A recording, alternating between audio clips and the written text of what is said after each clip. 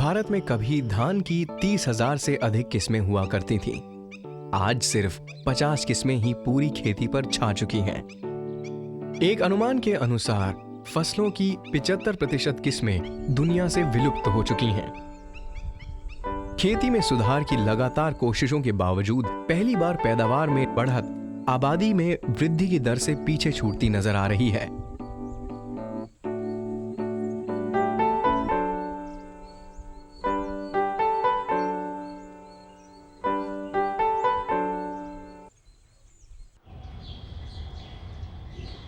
करीब 10,000 साल पहले तक मानव शैलाश्रयों या रॉक शेल्टर्स में रहा करते थे। इन्हीं चट्टानों पर छोड़े निशानों से पता चलता है हमें उनके जीवन के बारे में।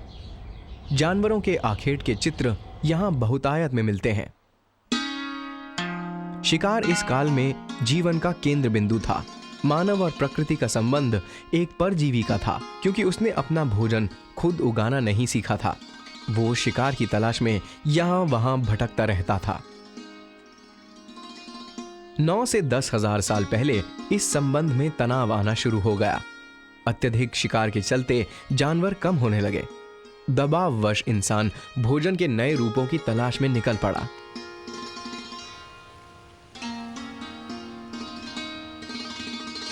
खेती की शुरुआत एक इत्तेफाक ही थी।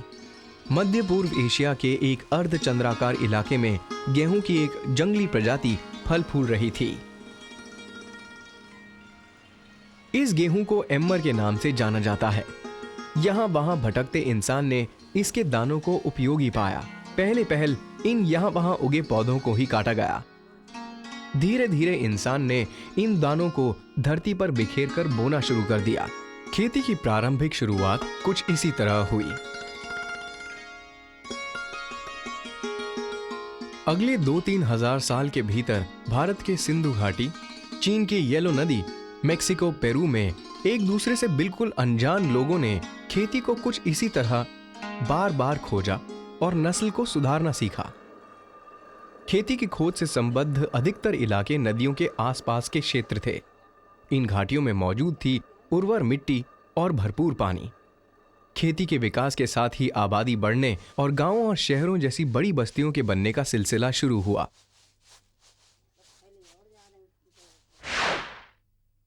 ईसा से कई हजार साल पहले ही सिंधु घाटी का इलाका एक बड़ी बसाहट का केंद्र बन चुका था, जहां खेती ही जीवन का प्राथमिक आधार थी।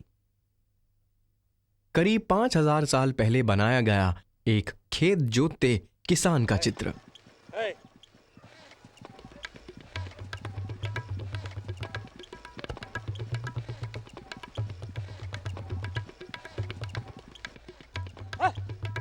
आज भी किसी इंसान को काम करते देखना ऐसा है मानो खेती का 5,000 साल लंबा जीवंत इतिहास आंखों के सामने घट रहा हो। वही हल, वही बैल, बिल्कुल उसी तरह की जुताई, बीजों का चुनाव और उनकी बुआई। ऐसा लगता है कि 5,000 साल में कुछ भी नहीं बदला। हल की खोज खेती के विकास की दिशा में एक बड़ा आविष्कार था। पशु बल के इस्तेमाल ने खेती के क्षेत्र या रकबे को बढ़ाने में काफी मदद की। खेती के लिए जमीन को पलटना बहुत जरूरी है। इससे नीचे की मिट्टी में मौजूद पोषक तत्व ऊपर आते हैं, खरपतवार आदि खत्म हो जाती है। हल की मदद के बाद जमीन पलटना आसान हो गया। साथ ही खेती की तकनीक में काफी विकास हुआ। धीरे धीरे नस्लों के सुधार के परिणाम दिखने लगे। इंसान के पास बेहतर फसलों का भंडार इकट्ठा होना शुरू हो गया।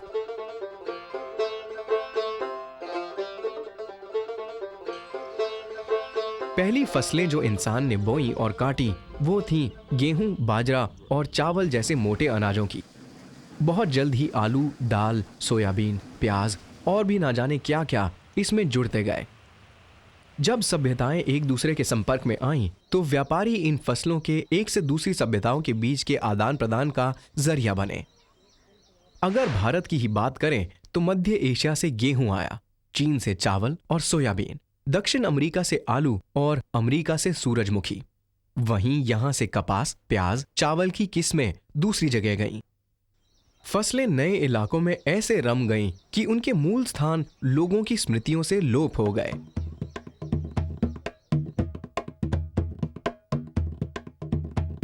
सन 1900।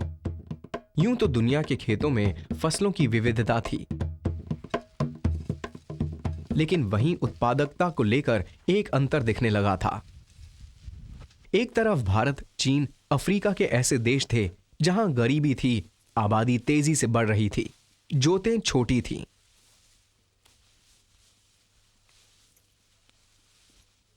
दूसरी तरफ उत्तर अमेरिका, यूरोप के देश थे जहां जनसंख्या कम थी और लोगों के पास जमीनें बहुत थीं। विज्ञान और टेक्नोलॉजी का खेती से तेजी से समन्वय हो रहा था। इंजन के विकास ने खेती को बहुत प्रभावित किया। इस सदी के प्रारंभ में ट्रैक्टर का निर्माण हो चुका था। पशुओं के मुकाबले ये मशीनें बहुत शक्तिशाली थीं। इसकी मदद से जमीन के बहुत बड़े हिस्से को कम समय में जोतना संभव हो गया। दूसरी तरफ वैज्ञानिक आधार पर फसलों के गुणों को चुनकर अच्छी उत्पादकता देने वाले बीजों और फसलों के विकास की दर तेज हो चुकी थी। बहुत जल्द ही अमेरिका और यूरोप में खेती की मोनोकल्चर पद्धति लागू हो गई। मोनोकल्चर में किसी फसल की एक ही किस्म को ही बहुत बड़े क्षेत्रफल में बोया जाता है। मोनोकल्चर की शुरुआत संकर फसलों से हुई थी, जो कि तेजी से बढ़ती हैं। परिणाम स्वरूप उनकी पोषण की जरूरत अधिक होती है। 30 की दशक में रासायनिक खाद के विकास ने जमीन के अतिरिक्त पोषण प्रदान करने की पद्धति भी विकसित कर दी। इधर यह भी समझ आया कि मोनोकल्चर कीटों के प्रकोप को लेकर संवेदनशील होती है। रासायनिक कीटनाशकों के विकास ने किसानों को कीटों पर काबू करने की क्षमता भी प्रदान कर दी। इस तरह अमेरिका और यूरोप में एक के बाद एक फसल लेने का सिलसिला चल निकला। यहां खेतों की उत्पादकता काफी तेजी से बढ़ निकली। वहीं लैटिन अमेरिका, भारत, चीन जैसे बड़े क्षेत्रों में खेती के तरीके पुराने थे, उत्पादकता कम थी और आबादी बढ़ती जा रही थी। 50 और 60 के दशक में एक अमेरिकी वैज्ञानिक नॉर्मन बोरलॉग फसलों की किस्मों के सुधार के एक बड़े प्रयोग में तल्लीन थे। खेती के सुधार की उनकी यात्रा शुरू हुई मेक्सिको से। इसे हरित क्रांति का नारा दिया गया। 50 से 60 के दशक में हरित क्रांति को भारत लाया गया। ये काल था जब भारत खाद्यान्न के अभूतपूर्व संकट से जूझ रहा था। देश में गेहूं का उत्पादन 1 करोड़ 20 लाख टन के आसपास था। हर साल उसे 1 करोड़ टन के गेहूं का आयात करना पड़ रहा था। 5 नदियों द्वारा लाई मिट्टी से बना मैदान पंजाब। जुलाई के शुरुआती दिन, चहुं ओर लहलहाते धान के खेत। मोनोकल्चर का एक अद्भुत नजारा, जहां एक कोने से दूसरे कोने तक एक ही किस्म का धान बोया गया हो। आज पंजाब को हरित क्रांति का अगुवा माना जाता है। 60 के दशक में हरित क्रांति की शुरुआत पंजाब से ही हुई। हरित क्रांति खेतों की उत्पादकता बढ़ाने का एक नया सुझाव था। अभी तक उत्पादन बढ़ाने का मतलब था कि नई जमीन को खेती के दायरे में लाना, लेकिन हरित क्रांति के तहत नई तकनीक के सहारे उपलब्ध खेतों की उत्पादकता को ही बढ़ाना था।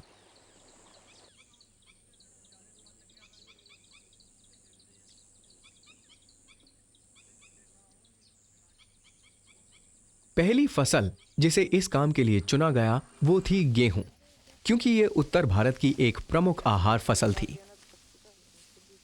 बोरलॉग ने संकर गेहूं की जिस किस्म को हरित क्रांति के लिए चुना, उसका पौधा बौना था। क्या फर्क था बौने और पारंपरिक पौधे में? पारंपरिक गेहूं का तना करीब 4 फीट लंबा होता है। उसके पकने की अवधि अधिक होती है। उसके मुकाबले बोरलॉग का बौना गेहूं 2.5 फीट ऊंचा था। कम ऊंचाई की वजह से भोजन बालियों तक जल्द पहुंच जाता था। बालियों में दाने अधिक पड़ते थे और फसलें पकने की अवधि भी कम हो गई, यानी कम समय में अधिक फसल ली जा सकती थी। जल्दी बढ़ने के कारण बौने गेहूं की पोषण और पानी की जरूरत अधिक थी।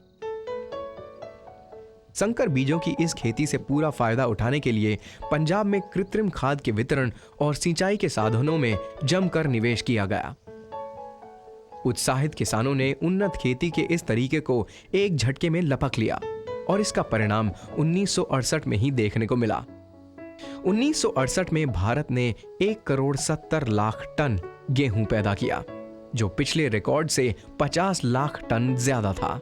बहुत जल्द ही हरित क्रांति धान के क्षेत्र में भी प्रवेश कर गई। 70-80 के दशक में खेती का संवर्धन देश के लिए एक जोश बना। खेती की हर दिशा में बहुत काम हुआ। जहां एक तरफ नई जमीन को खेती में लाने की दिशा में काम हुआ, दूसरी ओर अधिक से अधिक जमीन को सिंचाई की हद में लाने की कोशिशों ने भी जोर पकड़ा। 1951 में भारत की कुल भूमि में सिर्फ 40% में खेती होती थी।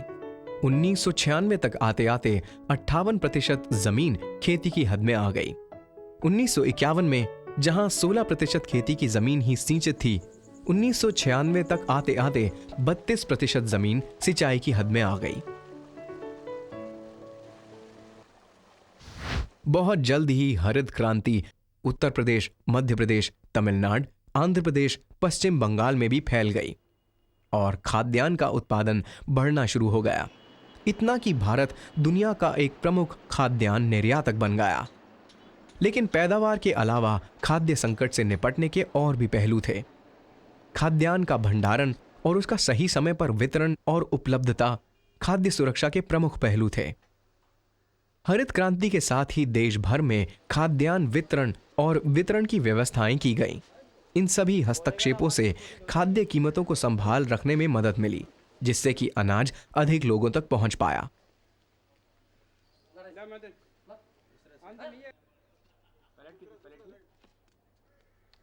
एक समय था जब खाद्यान्न उत्पादन की दर जनसंख्या बढ़ने की दर से आगे चल रही थी, लेकिन 1991 के बाद हालात बदलने लगे। 1966 में हरित क्रांति की शुरुआत के दौर में भारत में प्रति व्यक्ति प्रतिदिन अनाज की उपलब्धता थी 408 ग्राम। उत्पादन बढ़ने के साथ 1991 में यह पहुंचकर हो गई 510 ग्राम प्रतिदिन और इसके बाद आबादी की बढ़त के हिसाब से पिछड़ना शुरू हो गई।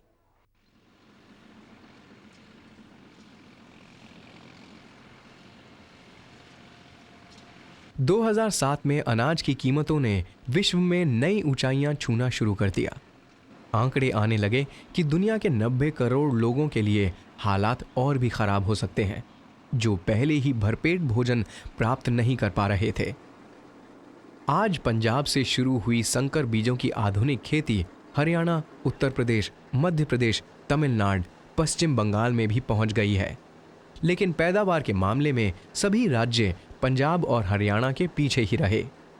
जहां पंजाब में गेहूं का औसत उत्पादन प्रति एकड़ 17 क्विंटल है, वहीं उत्तर प्रदेश में मात्र 11 क्विंटल और मध्य प्रदेश और बिहार में 7 क्विंटल ही है। इसी तरह पंजाब धान की पैदावार में भी अन्य राज्यों से कहीं आगे है।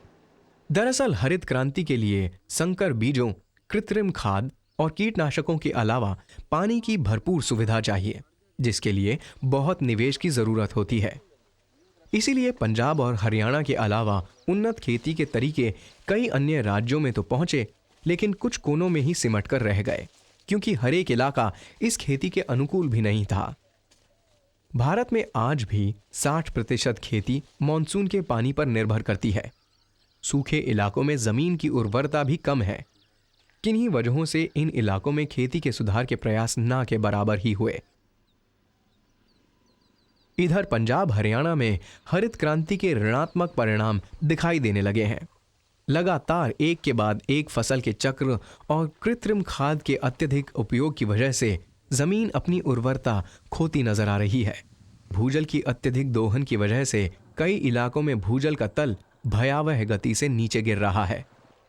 साथ ही 70 के दशक के मुकाबले खेती की लागत बढ़ चली है। जहां बड़े किसान फिर भी अपने आप को संभाल पा रहे हैं, छोटे सीमांत किसानों की हालत खराब हो चली है। पिछले कुछ सालों से आबादी की दर ने खेती की दर को पीछे छोड़ दिया है। खेती पर घटते पानी, उर्वरता खोती जमीन का दबाव भी है।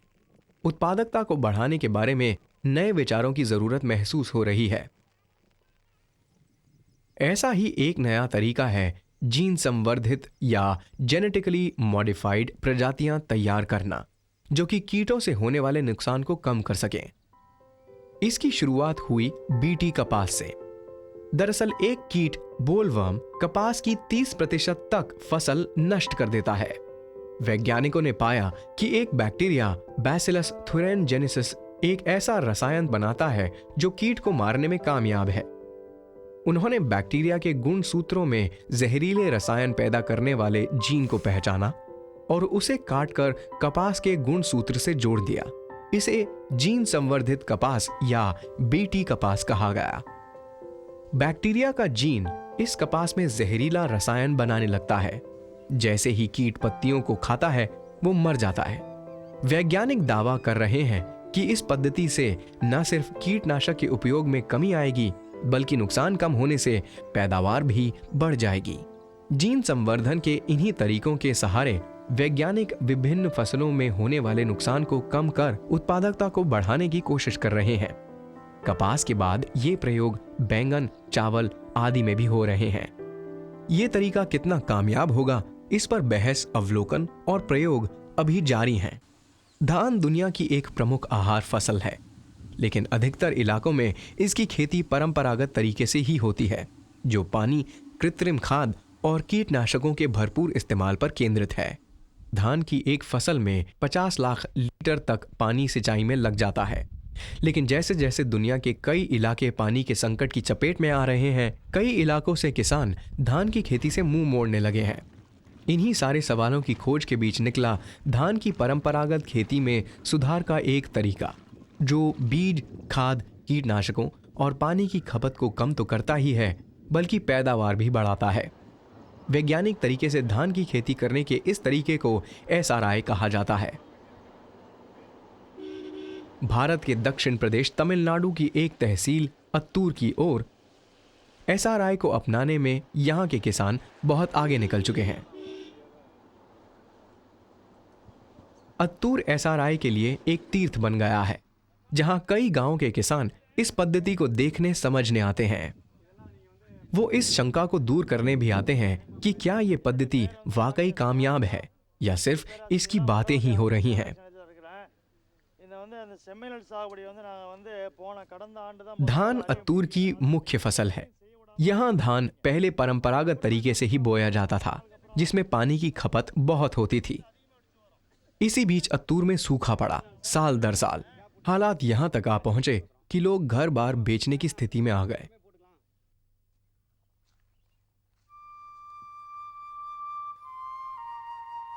फसल के लिए तो पानी नहीं था, वरन पीने का पानी भी खरीदना पड़ने लगा।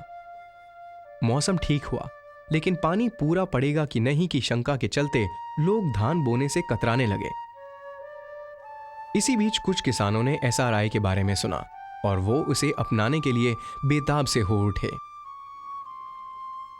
एसआरआई धान की परंपरागत खेती के तरीके में एक मूलभूत बदलाव है।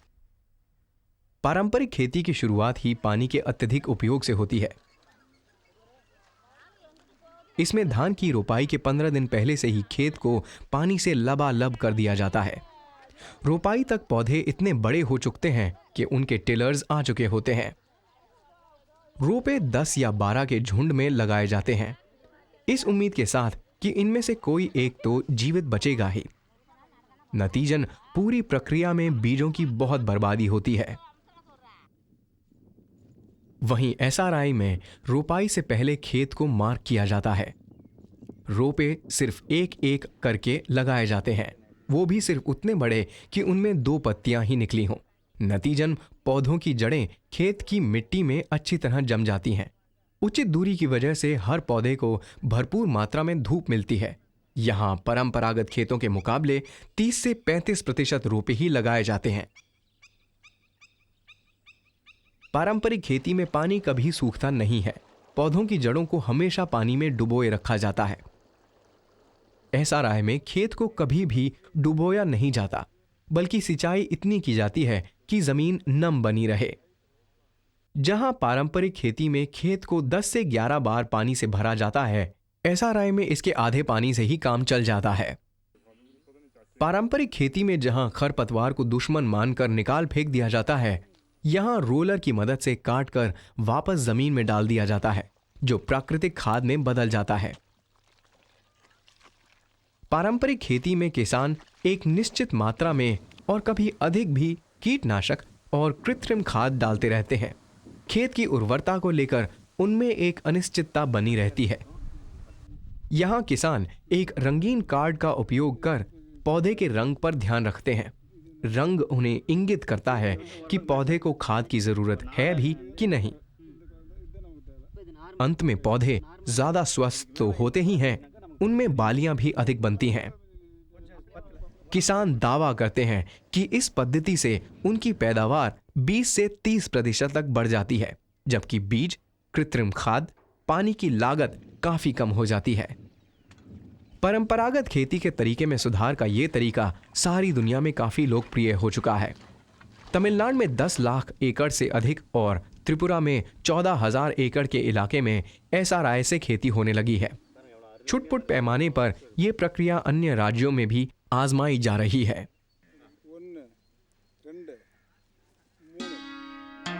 SRI प्रेरित करता है खेती के परंपरागत तरीकों में सुधार के नए तरीकों के सोचने की ओर।